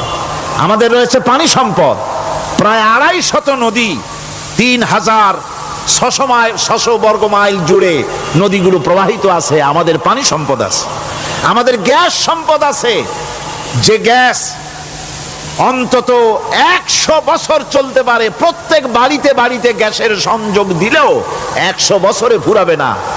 আলহামদুলিল্লাহ কইতে ইচ্ছা করে না? জোরে কোন আলহামদুলিল্লাহ। আমাদের গ্যাস সম্পদ রয়েছে, আমাদের মৎস্য সম্পদ আছে, পশু সম্পদ আছে, কৃষি সম্পদ আছে, আরো রয়েছে বিপুল জনশক্তি। জনশক্তিকে আজ সবচাইতে বার্ডেন মনে করা হয়। জনশক্তিকে বলা হয় বাংলাদেশের সবচাইতে বড় সমস্যা, জনশক্তি সমস্যা। এটা হচ্ছে যে সরকার আসে তারই ভূতে পায়, যে যায় লঙ্কা সে আর মানুষ হালে ফেরে না, মানুষগুলি তার জন্য জ্বালা। অথচ এই মানব শক্তি হচ্ছে শ্রেষ্ঠ শক্তি। ইউনিভার্সিটি জনমের মতো না বাড়াইয়া, এখন তো ইউনিভার্সিটি দাবি করতেছে সকলে, গ্রামে গঞ্জে থানায় রান্নাঘরে সব জায়গায় কয় আমাদের ইউনিভার্সিটি দাও। আর ইউনিভার্সিটির ফজিলত কি তা তো আমরা দেখতেইছি। এর থেকে বেশি করে পলিটেকনিক ইনস্টিটিউট, ভোকেশনাল ইনস্টিটিউট ইত্যাদি যদি বানানো হতো, ভিক্ষার হাতকে কর্মীর হাতে যদি পরিণত করা যেত, মানুষগুলিকে যদি কর্মক্ষম করা যেত, তাদেরকে যদি মডার্ন টেকনোলজি যদি শিক্ষা দেওয়া যেত, তাহলে এই মানব শক্তি রপ্তানি করে বা পৃথিবীর বিভিন্ন দেশ থেকে মূল্যবান বৈদেশিক মুদ্রা অর্জন করা যায়। সেটা না করে মানুষ হইছে জ্বালা, জনমের মতো এদেরকে মারো। এটা হচ্ছে ট্রেনের 3rd ক্লাস প্যাসেঞ্জার্স মেন্টালিটি। সেটা কিরকম? সেটা হচ্ছে ট্রেনে যখন মানুষ চলে 3য় শ্রেণীতে, একবার উঠে বসলে সে অন্যের জন্য জায়গা ছাড়ে না। জায়গা খালি আছে, আরেকজন আসে বললে ভাই আমার একটু বসতে দাও, কয় না ভাই এখানে লোক আছে। আসলে কিন্তু লোক নাই। আপনি যদি বলেন যে সেই লোক আসলে আমি জায়গা ছেড়ে দেবো, ততক্ষণ তো বসি। আপনি বসলেন, এরপরে আপনি তো বুঝছেন যে লোকটা ফাঁকিতেছে, ওই চিন্তা আপনার মধ্যেও ঢুকবে। আর একজন আসবে, বসার জায়গা আছে, আপনি বলবেন না এখানে জায়গা নাই। ট্রেনের 3rd ক্লাস প্যাসেঞ্জারদের যে মন মানসিকতা, বর্তমান মুসলিম দেশগুলির সরকার প্রধানেরা ঠিক ট্রেনের 3rd ক্লাস প্যাসেঞ্জারদের চাইতো 3rd ক্লাস। মানব শক্তিকে কাজে লাগাবার চিন্তা না করে উল্টা চিন্তা তারা করছেন। এত সম্পদ থাকা সত্ত্বেও বাংলাদেশ আজ যে অভাব সৃষ্টি হয়েছে তা কৃত্রিম, এবং তা সৃষ্টি হয়েছে এটা এর একমাত্র দায়ী এর জন্য রাজনৈতিক ষড়যন্ত্র। রাজনৈতিক ষড়যন্ত্রের কারণেই এই অভাব সৃষ্টি হয়েছে। গোড়া থেকেই আমাদের দেশটি ষড়যন্ত্রের শিকার। প্রথমে ব্রিটিশ বেনিয়ারা 200 বছর পর্যন্ত গোলামির জিনজির পরিয়ে দিয়েছে। 200 বছর গোলামির পর দ্বিজাতি তত্ত্ব এবং মুসলিম সংখ্যাগরিষ্ঠতার ভিত্তিতে 47-এর আজাদি, তারপর পশ্চিমাদের শোষণ বঞ্চনা থেকে মুক্তি লাভের জন্য 71-এর আজাদি, এরপরে দেশের 90% হচ্ছে মুসলমান। 90% কারা? চিল্লায় বলেন না কারা? পৃথিবীর এই দ্বিতীয় বৃহত্তম মুসলিম জনগোষ্ঠীকে খ্রিস্টান আর ইহুদিরা তারা চেয়েছে জনগণকে খ্রিস্টান বানাতে। আমাদের দেশের জনগণকে তারা চায় খ্রিস্টান বানাতে। যারা কমিউনিস্ট তারা চায় আমাদেরকে নাস্তিক বানাতে। আর পার্শ্ববর্তী দেশের পেইড এজেন্ট যারা আমাদের দেশে আছে তারা চায় পৃথিবীর নিকৃষ্টতম কুহুরি মতবাদ, ধর্ম নিরপেক্ষ মতবাদের মাধ্যমে গোটা জাতিকে ধর্ম থেকে দূরে সরিয়ে দিতে চায়। সুতরাং এই ষড়যন্ত্রের শিকার হয়ে আছে বাংলাদেশ। বাংলাদেশের এই আর্থসামাজিক প্রেক্ষাপটে ইসলামের বিধান ছাড়া, আল্লাহর দেওয়া বিধান ছাড়া এর কোনো মুক্তি নাই, এর নাজাতের কোনো পথ নাই। আল্লাহ রাসূল ক্ষমতা আরোহণ করলেন, রাষ্ট্রের মালিক হলেন, প্রেসিডেন্ট হলেন। রাসূলুল্লাহ কি হলেন? আল্লাহর নবী প্রেসিডেন্ট হলেন। সমাজের গরিব দুঃখীদের ব্যাপারে নবীজি বললেন, মান তারাকা মালান ফালওয়ারাসাতিহি ওয়া মান তারাকা দিয়ান আও কুল্লা ফালিয়াতিনি ফাইন্না মাওলাহু, রাওয়াহুল বুখারী। নবীজি বলেন, যে ব্যক্তি মারা গেল, মরে যাওয়ার পর তার যে সম্পদ থাকবে, এই সম্পদগুলি সে যে সন্তান স্ত্রী পুত্র যাদের রেখে গেছে তা তাদের জন্যে। আর যদি সে ঋণগ্রস্ত, যদি ঋণ অবস্থায় সংসারকে রেখে যেয়ে থাকে, তাহলে তার ঋণের বোঝা, ঋণের পরিশোধের দায়িত্ব আমি মুহাম্মদ সাল্লাল্লাহু আলাইহি ওয়াসাল্লাম নিয়ে নিলাম। সমাজের যার কোনো অভিভাবক নাই, তার অভিভাবক আমি মুহাম্মদ সাল্লাল্লাহু আলাইহি ওয়াসাল্লাম। যার কোনো অভিভাবক নাই, সেজন্য আমার কাছে চলে আসে। ইসলামী রাষ্ট্র এই বিধান পেশ করেছে। এর চাইতে সুন্দরতম বিধান পৃথিবীতে আর কেউ দিতে পারে নাই। সেজন্য সেই সমাজে চুরি বন্ধ হয়েছে, ডাকাতি বন্ধ হয়েছে, জেনা বন্ধ হয়েছে, সব বন্ধ হয়ে গিয়ে সুন্দর একটি সমাজ প্রতিষ্ঠিত হয়েছিল। আর রাসূল বলেছিলেন, খাইরুল কুরুনে কারনি, সর্বশ্রেষ্ঠ যুগ হলো আমার যুগ। সুবহানাল্লাহি বিহামদিহি। মানুষ দরজা খুলে ঘুমায়েছে, কারো ক্ষুধার কষ্ট নাই, পড়ার কষ্ট নাই, খাবারের চিন্তা নাই, চুরি ডাকাতির ভয় নাই, ভয় মুক্ত। ওই যে গতকাল বলেছিলাম, যেমন একটা সমাজ আসবে, খাব্বাব চিন্তা করো না, আমি কসম করছি এমন একটা সমাজ প্রতিষ্ঠিত হবে যেই সমাজে চুরি ডাকাতি জেনা ব্যভিচার হত্যা ধর্ষণ কোনো ভয় থাকবে না। লা ইয়াখাফু ইল্লাল্লাহ, আল্লাহ ছাড়া কারো কোনো ভয়, মনের ভিতরে ভয় থাকবে না। ওয়ালাকিন্নাকুম তাস্তাজিলুন, তোমরা বড্ড তাড়াহুড়ো করতেছো, বেসবর হচ্ছ, সবর করো, তাড়াহুড়ো করো না। এমন সমাজ আসবে। রাসূলুল্লাহ এরকম একটা সমাজ গোটা পৃথিবীবাসীকে উপহার দিতে পেরেছিলেন না পারেন নাই? পেরেছিলেন কিনা? সেই কথাই আল্লাহ রাব্বুল আলামিনের কথার সঙ্গে বার মিলান। লাইসাল বিররা আন তুওয়াল্লু বুজুহাকুম কিবালাল মাশরিকি ওয়াল মাগরিব, পূর্ব পশ্চিমে কত মাথা ঘুরালে, চেহারা ঘুরালে, এটাই কিন্তু তোমার পুণ্যবান হওয়ার জন্য, নেককার হওয়ার জন্য যথেষ্ট নয়। বরং যথেষ্ট হলো আল্লাহর প্রতি ঈমান আনো, কিতাবের প্রতি, পরকালের প্রতি, ফেরেশতার প্রতি, নবীদের পরে ঈমান আনো। আর আল্লাহর মহব্বতে, আল্লাহর প্রেমে উদ্বুদ্ধ হয়ে আর একটা বড় কাজ করো, সেটা হলো ওয়াতাল মালা আলা হুব্বিহি যাবিল কুরবা ওয়াল ইয়াতামা ওয়াল মাসাকিন ওয়াবনাস সাবিল ওয়াস-সাইলিনা ওয়া ফির রিকাবি ওয়া কামাস সালাতা وآتى الزكاة والموفون بعهدهم إذا عاهدوا والصابرين في البأساء والضراء وحين البأس أولئك الذين صدقوا وأولئك هم المتقون। আরেকটি গুরুত্বপূর্ণ কাজ করতে হবে আল্লাহ পরকালে বিশ্বাস করার সাথে সাথে, সেটা হলো এই, তোমাদের জানের মতো প্রিয় ধন এবং সম্পদকে আল্লাহর মহব্বতে খরচ করতে হবে। সেজদা দিয়া কপালে দাগ লাগাইছো, কিন্তু প্রতিবেশীকে সাহায্য করো নাই, গরিবদেরকে দাও নাই, এতিমকে দাও নাই, বোনকে ঠকাইছো, মেয়েকে ঠকিয়েছো, তোমার ওই সেজদায় কিয়ামতে কাজ দিবে না। প্রকৃতপক্ষের নেককার পুণ্যবান হওয়ার জন্যে গরিব জনসাধারণকে সহযোগিতা করতে হবে। এরপরে মাঝখান থেকে যেটা বাদ দিয়েছিলাম, বলেছিলাম নামাজ এবং যাকাত।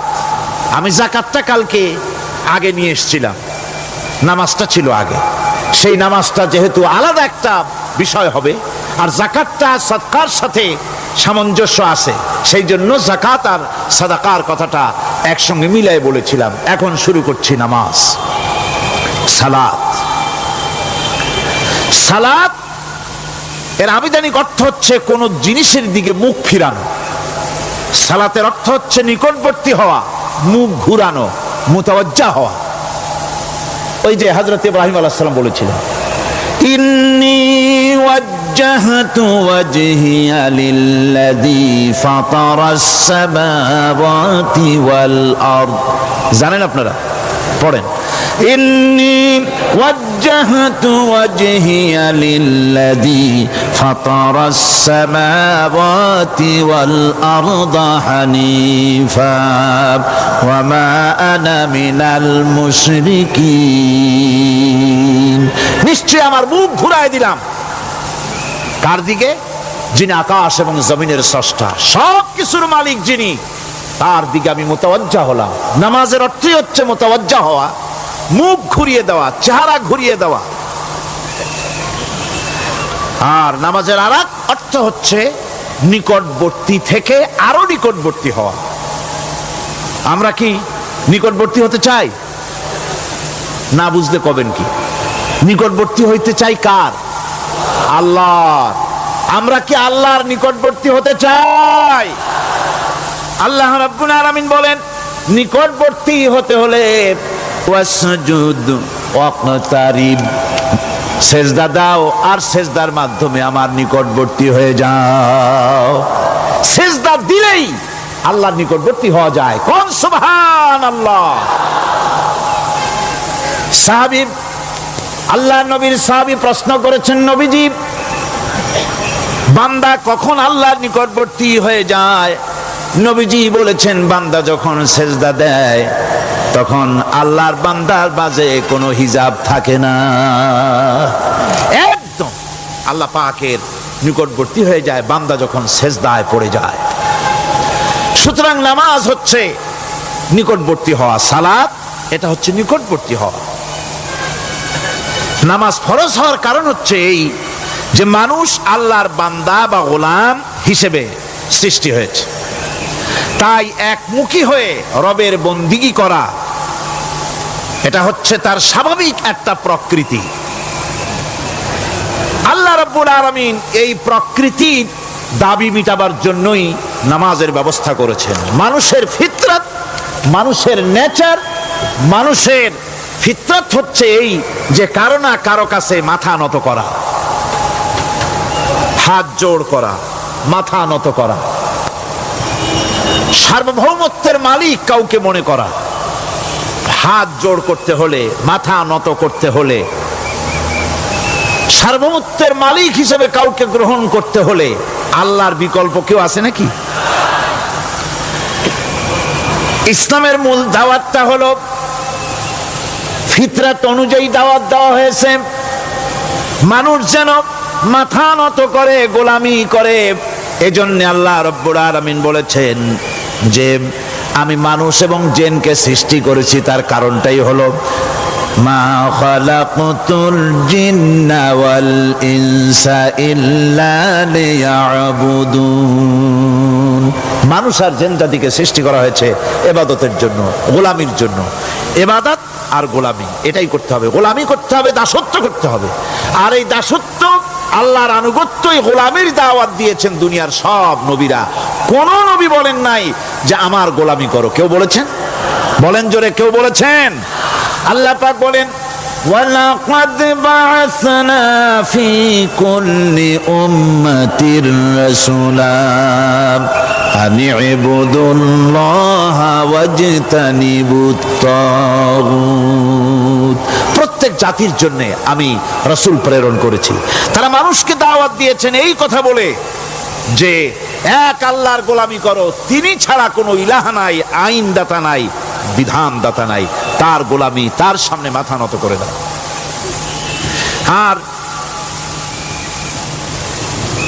প্রত্যেক নবীর যুগেই নামাজ রোজা শরীয়তের মধ্যে ছিল। নামাজ রোজা কম বেশি প্রত্যেক নবীর জামানায় আল্লাহ পাক এটাকে বাধ্যতামূলক করেছিলেন। নামাজ রোজা যাকাত সব নবীদের জন্য বাধ্যতামূলক ছিল, তার উম্মতের জন্য বাধ্যতামূলক ছিল। নামাজ হচ্ছে তাওহীদের অবশ্যম্ভাবী এক বহির্প্রকাশ। তাওহীদের জন্য তাওহীদবাদী মানুষ যারা, তাদেরকে নামাজ আদায় করতেই হবে। আকীদা বিশ্বাসের দিক থেকে তাওহীদ যদি হয় পুরা দ্বীনের মূল উৎস, তাহলে আমলের দিক থেকে নামাজ হচ্ছে পুরা দ্বীনের মূল ভিত্তি। নামাজ হচ্ছে আমলের মূল ভিত্তি। এর বাস্তবায়ন ছাড়া দ্বীন পূর্ণ হয় না। নামাজ মুমিনের কেবলমাত্র একটি উত্তম আমলই নয়, বরং নামাজ হচ্ছে ইমানের মূল ভিত্তি। যার কাছে নামাজ নাই তার কাছে কিছুই নাই। রাসূল করিম সাল্লাল্লাহু আলাইহি ওয়াসাল্লাম বলেছেন যে নামাজ যে ব্যক্তি পড়ে না, আল্লাহ পাকের সাথে তার কোনো সম্পর্ক বাকি থাকে না।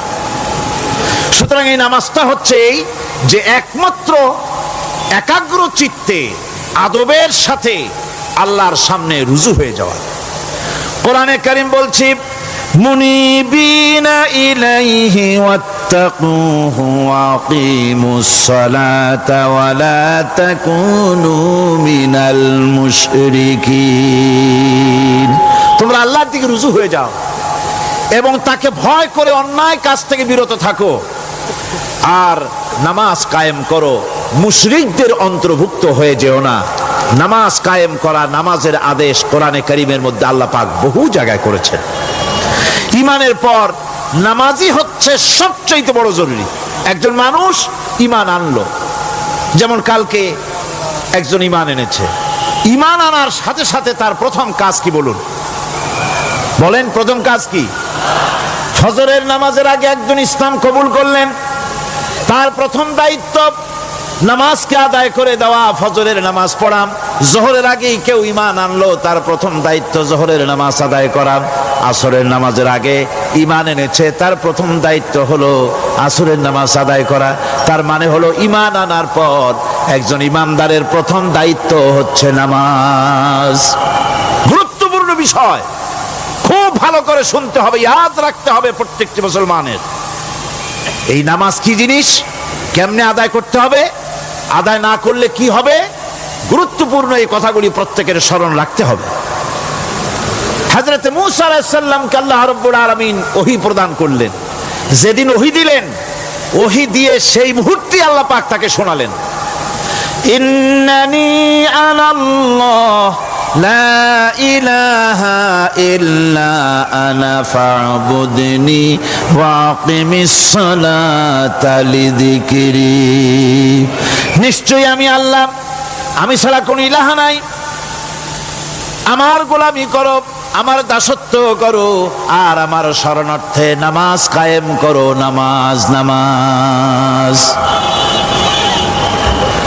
নামাজ কায়েম করতে হবে, এটাই হচ্ছে ইমানের সবচেয়ে বড় দাবি।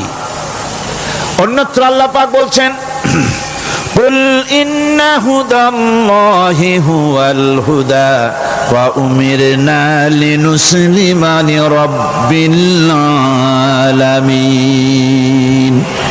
হে নবী বলুন, প্রকৃতপক্ষে আল্লাহর হেদায়েত হচ্ছে সঠিক হেদায়েত। সত্যিকারের হেদায়েত কার হেদায়েত? আল্লাহ পাকের হেদায়েত। এবং তার পক্ষ থেকে নির্দেশ করা হয়েছে যে সারা জাহানের মালিকের সামনে মাথা নত করে দাও। মাথা নত করবেন কার কাছে? আল্লাহ পাকের কাছে। ওয়া আনাকিমুস সালাতা ওয়াত্তাকুহু ওয়া হুয়াল্লাযী ইলাইহি তুহশারুন। আর নামাজ প্রতিষ্ঠা করো, আল্লাহ রাব্বুল আলামিনের ভয়তে সমস্ত অপরাধমূলক কাজ থেকে, অসামাজিক কার্যকলাপ থেকে বিরত থাকেও। আর একদিন মনে রেখো, তোমাদের সকলকেই আল্লাহ রাব্বুল আলামিনের দরবারে উপস্থিত হতে হবে। নামাজ ঈমান থাকা না থাকার প্রমাণ। ঈমান আছে কি ঈমান নাই এর প্রমাণ কি? নামাজ। আল্লাহ পাক বলছেন, ফালা সাদ্দাকা ওয়ালা সাল্লা ওয়ালাকিন কাযযাবা ওয়া তাওয়াল্লা। কিন্তু না সে সত্য মেনে নিল, আর না সে সালাত আদায় করলো, বরং সত্যকে মিথ্যা মনে করে ফিরে গেল। নামাজটাই হচ্ছে একজন মানুষের সে মুমিন না কাফের তা প্রমাণ করার জন্য, এটাই হচ্ছে মূল কথা। কিয়ামতের দিন মানুষ যে জাহান্নামে যাবে, জাহান্নামের জন্য, জাহান্নামে যে সব কারণে যাবে তার মধ্যে বড় কারণ কালকে বলেছিলাম, দেখি মনে আছে নাকি? বড় কারণ কয়টা? কয়টা? আলহামদুলিল্লাহ মনে আছে। আল্লাহ রাব্বুল আলামিন বলেন, ইয়াতাসাআলুনা আনিল মুজরিমিন। কিয়ামতের দিন অপরাধীদেরকে জিজ্ঞেস করা হবে, মা সালাকাকুম ফি সাকার, জাহান্নামে কেন আসছো? জবাবে তারা বলবে, قالوا لم نك من المصلين ولم نك نطعم المسكين নামাজ পড়ি নাই আর এতিম মিসকিনদের খেতে দেই নাই, এই কারণেই জাহান্নামে এসেছি। কল নাউযুবিল্লাহ। নামাজ যারা পড়বে না জাহান্নামে যেতে হবে। কোথায় যেতে হবে? কেউ কেউ মনে করতে পারবেন নামাজের ওয়াজ তো বহু শুনছি, এর চাইতে গুরুত্বপূর্ণ জিনিস আর নাই। নামাজের চাইতে গুরুত্বপূর্ণ ইবাদত আল্লাহর সৃষ্টি করেন নাই। মুসলমানের জন্য সর্বশ্রেষ্ঠ ইবাদত কি? চিল্লা এখন জোরে বলেন কি? এই নামাজ আকসার মানুষের নামাজ হয় না। যারা আমরা নামাজ পড়ি, বহু লোকের নামাজ পড়ে ঠিক, কিন্তু নামাজ আদায় হয় না। আমি সে কথা বলবো সামনের দিকে, প্রাণ খুলে শুনবেন, কাজে লাগবে ইনশাআল্লাহ। কোন ইনশাআল্লাহ?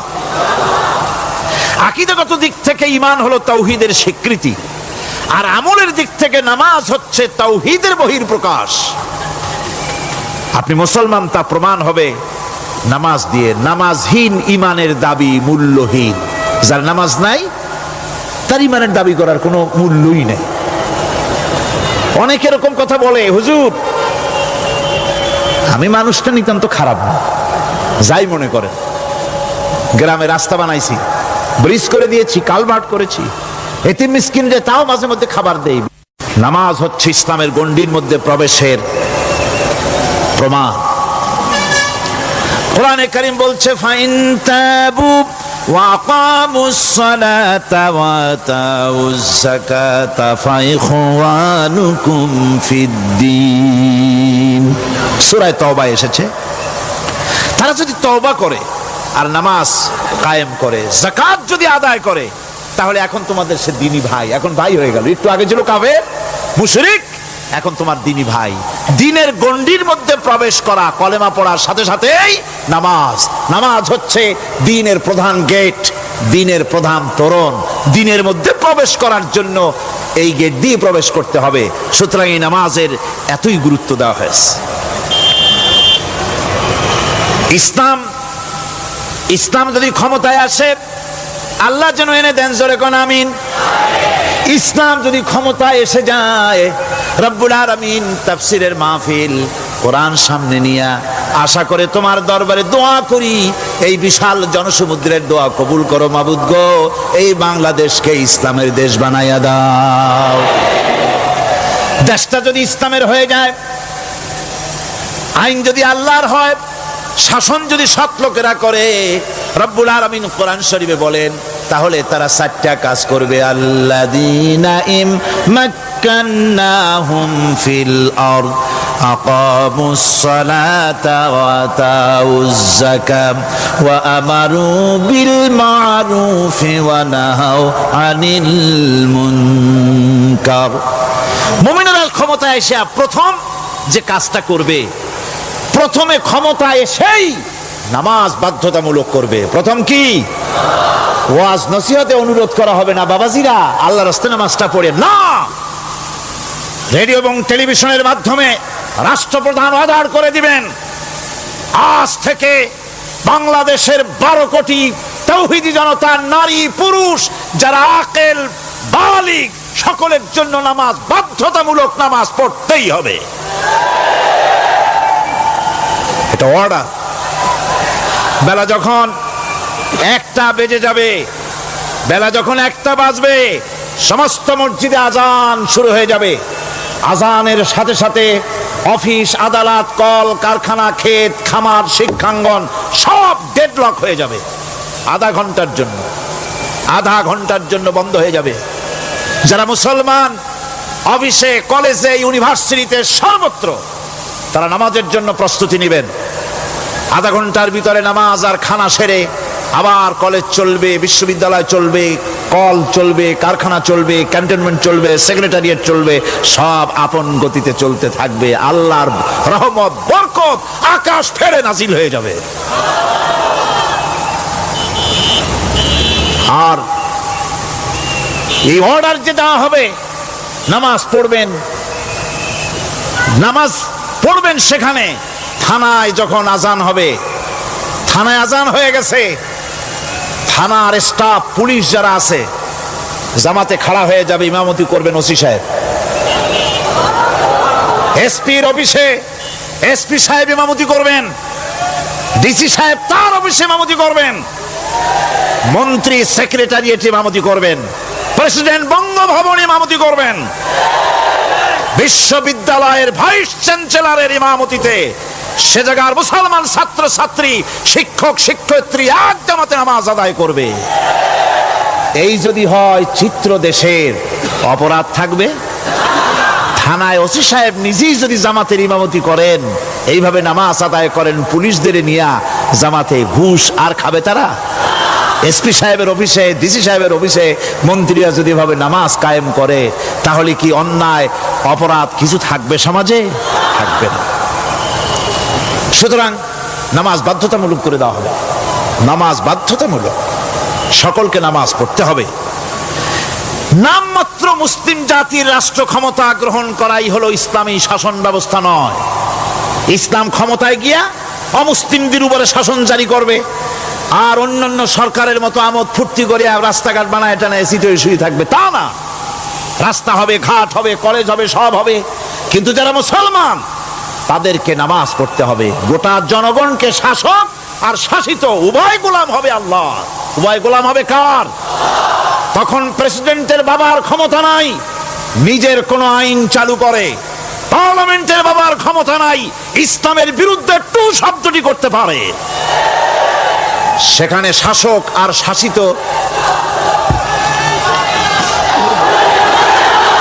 শাসক আর শাসিত হয়ে যাবে একজন এক হুকুমদাতার গোলাম।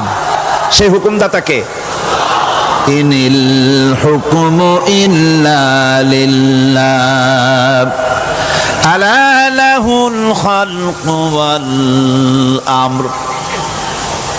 প্রেসিডেন্ট থেকে শুরু করে শাসক আর শাসিত সব আইন মানবে ওই আল্লাহ রব্বুল আলামিনের, যিনি এই তামাম জাহান সৃষ্টি করেছেন। সৃষ্টি যার আইন চলবে সেই আল্লাহ রব্বুল আলামিনের, এবং তার আইনের সার্বিক অনুসরণ করে চলতে হবে সকলকে। এক কথায় ইসলামী সরকারের সমস্ত ক্ষমতা ব্যয় হবে নামাজ কায়েম করা আর যাকাত আদায় করার ব্যাপারে। নামাজ যদি কায়েম হয়ে যায়, যাকাত যদি আদায় করা হয়, দুঃখ দারিদ্র কষ্ট কিছুই থাকবে না, বেকার সমস্যা থাকবে না। সমস্ত বেকারদেরকে চাকরি না পাওয়া পর্যন্ত বেকার ভাতা দেওয়া হবে। বুড়ো মানুষেরা যখন বুড়ো হয়ে যায়, ছেলের কাছে আদর নাই, বউর কাছে কদর নাই, আর ছেলে বউ বদদোয়া করতে থাকে, বুড়েরা মরে না কেন? আছে না আমাদের সমাজ? ইসলামী সরকার এলে পরে এই বৃদ্ধ মানুষদের ব্যবস্থা করা হবে, তাদের প্রতি এই ধরনের অসদাচরণ কেউ করতে সাহস পাবে না। সুতরাং নামাজ প্রতিষ্ঠা এবং যাকাত আদায় হলেই সমাজের অন্যায় অবিচার যা আছে তার 12 আনাই বিলুপ্ত হয়ে যাবে। কোন আলহামদুলিল্লাহ। তখন চাকরিতে প্রমোশন হবে নামাজের ভিত্তিতে। এখন প্রমোশন হয় কে কত ঘুষ খাইতে পারে, কে কত সরকারের দালালি করে বিবেকের বিরুদ্ধে বিরোধী দলকে বেশি করে পেটাতে পারে, এর উপরে ভিত্তি করে প্রমোশন হয়। ইসলামী সরকার যখন আসবে, ইসলামী সরকার যখন প্রতিষ্ঠিত হয়ে যাবে, তখন চাকরির প্রমোশন নির্ভর করবে তার সুন্দর চরিত্র আর নামাজের পাবন্দির উপরে ভিত্তি করে। সমাজে দুঃখ দুর্দশা থাকবে, যেরকম থাকবে থাকবে। আমার ভাইয়েরা, নামাজ হচ্ছে আল্লাহ রাব্বুল আলামিনের সাহায্য লাভের একমাত্র মাধ্যম। আল্লাহর কাছে যদি সাহায্য পেতে চাই তাহলে নামাজ লাগবে। লাগবে কি কোন? وَلَقَدْ أَخَذَ اللَّهُ مِيثَاقَ بَنِي إِسْرَائِيلَ وَبَعَثْنَا مِنْهُمُ 12 نَقِيًّا فقال الله إني معكم لئن أقمتم الصلاة। আল্লাহ পাক বলেন, বনি ইসরাইলদের নিকট আমি ওয়াদা নিয়েছিলাম, তোমরা যদি মানুষদেরকে অসামাজিক কার্যকলাপ থেকে যদি তোমরা ফিরাইতে পারো, মানুষদেরকে অসামাজিক কার্যকলাপ থেকে তোমরা ফিরাবে। 12টা গোত্রের জন্য 12 জন নকিব নির্দিষ্ট করে দেওয়া হলো, তাদের দায়িত্ব দেওয়া হলো। মানুষদেরকে, সমাজের লোকদেরকে অন্যায় কাজ থেকে তারা ফিরাবে, ভালো ভালো কাজ করার জন্য তাদেরকে আদেশ করবে, অসামাজিক অধর্মীয় কাজ থেকে বাঁচাবার চেষ্টা করবে। এইটা যদি তোমরা করো তাহলে আমি তোমাদের সাথে আছি। শর্ত হলো একটা, তোমাদেরকে নামাজ কায়েম করতে হবে। নামাজ যদি কায়েম করো আমার মদদ তোমাদের জন্য অবধারিত হবে। নামাজ প্রতিষ্ঠা করলেই আল্লাহর সাহায্য লাভ করা যায় জীবনের সকল ক্ষেত্রে। নামাজ হচ্ছে অপকর্মের প্রতিবন্ধক। নামাজ পড়লে অন্যায় কাজ থেকে বাঁচার পথ। অন্যায় থেকে বাঁচাই কিসে? নামাজ। আল্লাহ রাব্বুল আলামিন বলেন, উতলু মা উহিয়া ইলাইকা মিনাল কিতাবি ওয়া আকিমিস সালাম ইন্নাস সালাতা তানহা আনিল ফাহশাই ওয়াল মুনকার। হে নবী, এই কিতাব তেলাওয়াত করো, যা তোমার প্রতি অবতীর্ণ করা হয়েছে, এই কিতাব তেলাওয়াত করো আর নামাজকে প্রতিষ্ঠা করো। নিঃসন্দেহে নামাজ মানুষকে পাপাচার থেকে বাঁচায়া দেয়। অশ্লীলতা, পাপাচার থেকে মানুষকে বাঁচায় কে? জোরে চিল্লা এখন কে? নামাজ। এই নামাজ মানুষকে অন্যায় কাজ থেকে বাঁচায় দেয়। নামাজ যে মানুষকে অন্যায় কাজ থেকে বাঁচায়, কেমনে বাঁচায়? আমরা যে নামাজ পড়ি, এই নামাজে তো আমাদেরকে অন্যায় কাজ থেকে বাঁচাইতে পারে না। নামাজি বহুত মানুষ আছে অন্যায় করে, করে কিনা? কোন না করে না? করে। নামাজি অথচ অন্যায় করে। আর আল্লাহ বলছেন নামাজিকে, নামাজ তাকে অশ্লীলতা থেকে ফিরায়। তাহলে কথা কারটা ঠিক? আল্লাহরটা। জোরে বলেন, কারটা ঠিক? অবশ্যই আমার আল্লাহর কথা হক। আমি ভুল করতেছি, আমি যেন কোথাও ভুল করতেছি, সামথিং ইজ রং, কোথাও যেন আমরা ভুল করে বসতেছি, সেই ভুলটা কি আমরা আবিষ্কার করতে চেষ্টা করবো ইনশাআল্লাহ। প্রথম যে কথাটা সেটা হচ্ছে এই যে আমরা যা নামাজে পড়ি আমরা তা বুঝি না। কথা ঠিক কিনা? আমি যদি এখন প্রশ্ন করি সামি আল্লাহু লিমান হামিদা অর্থ কি কোন, ফার্স্ট ডিভিশনে কয়েকটা লেটার নিয়ে ফেল করবেন এরকম লোক আছেন না নাই? সুবহান রাব্বিয়াল আলা অর্থ কি জানি না, সুবহান রাব্বিয়াল আযীমের অর্থ কি জানি না, দোয়ায় কুনুত অর্থ কি জানি না, তাশাহুদ অর্থ কি জানি না, সূরা ফাতিহার অর্থ কি জানি না। এমন কি উযুর মধ্যে কয়টা ফরজ তা অনেকের জানা নাই। কথা কি বেশি বললাম না ঠিক বলছি? একজনে জিজ্ঞেস করলো, মিয়া উযুতে কয় ফরজ? কয় হুজুর কি মনে করেন এটা বুঝি জানি না, এটা তো সাধারণ ব্যাপার, বলেন না কয় ফরজ? কয় উযুতে তো 17 ফরজ। কি কি? কয় হাত ধোয়া, পাও ধোয়া, মুখ ধোয়া, নাক ধোয়া, চোখ ধোয়া, জিহ্বা ধোয়া, মাথা ধোয়া। বলতে বলতে গুনে দেখা গেল প্রায় 19টার মতো বলছে। বলা হলো, মিয়া বললেন আপনি উযুতে ফরজ 17টা, কইলেন আপনি 19টা। কয় হুজুর জানি আরো, বলি না আপনাদের ভয়তে। উযু জানে না, নামাজ জানে না, তাকে এই নামাজ কেমনে ফিরাবে অন্যায় কাজ থেকে? কথা বুঝতে পেরেছেন? নামাজে কি পড়ি? নামাজে দাঁড়ায় গেলাম, আল্লাহু আকবার অর্থ কি? চিল্লায় কন্না আল্লাহু আকবার।